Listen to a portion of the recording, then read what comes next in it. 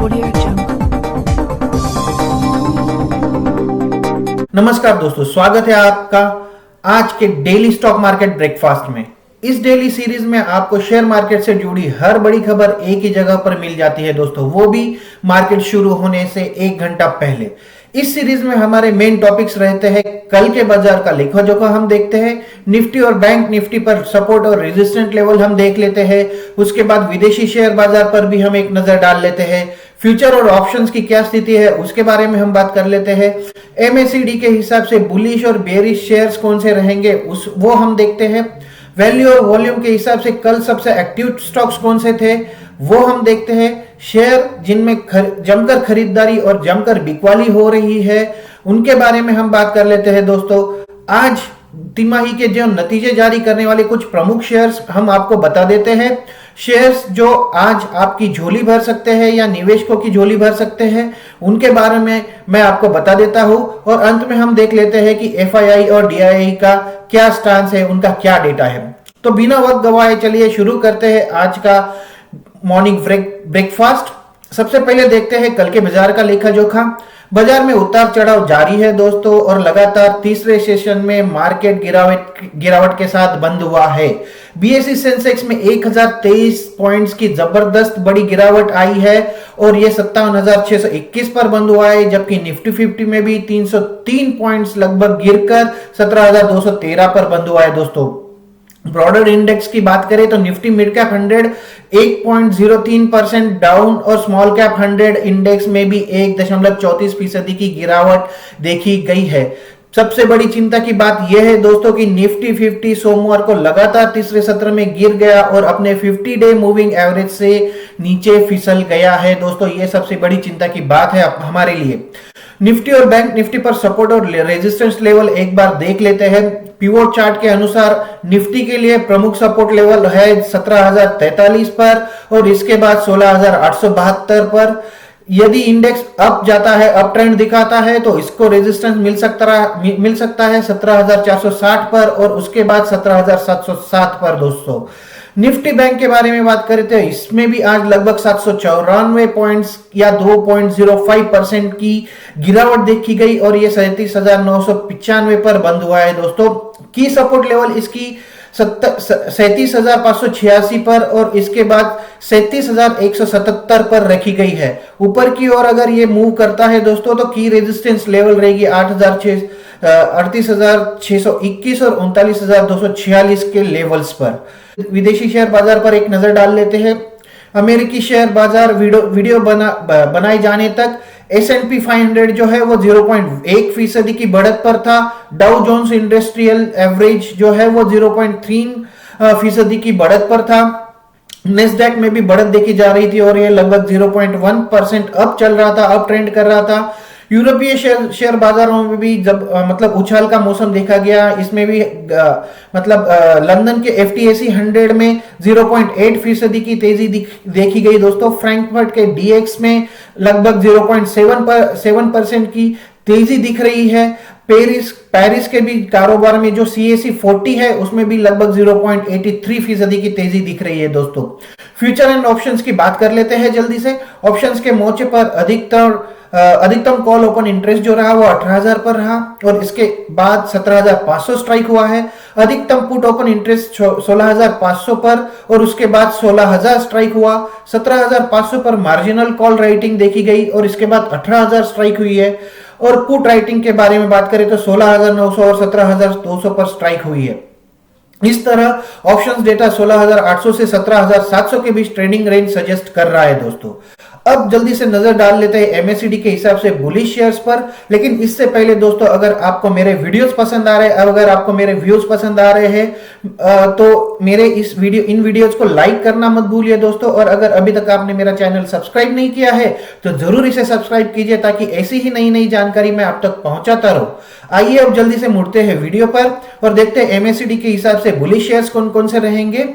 Momentum indicator जो होता है वो मूविंग एवरेज कन्वर्जेंस डाइवर्जेंस, जिसे हम एमएसीडी के नाम से जानते हैं, उसके हिसाब से Shri Renuka sugars, Vishwaraj sugars, globe textiles, NLC India, Zee media, Gujarat Narmada valley, inter globe aviation, Motherson Sumi systems Ugar sugar works, JSW steel और एवरेडी इंडस्ट्रीज के काउंटर पर तेजी देखी जा सकती है आज के दिन में दोस्तों।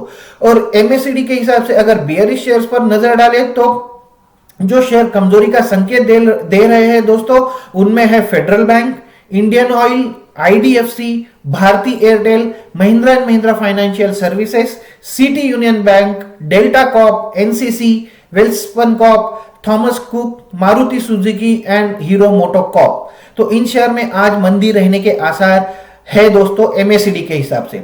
अब जल्दी से नजर डाल लेते हैं वैल्यू के हिसाब से सबसे एक्टिव जो स्टॉक्स थे उन पर।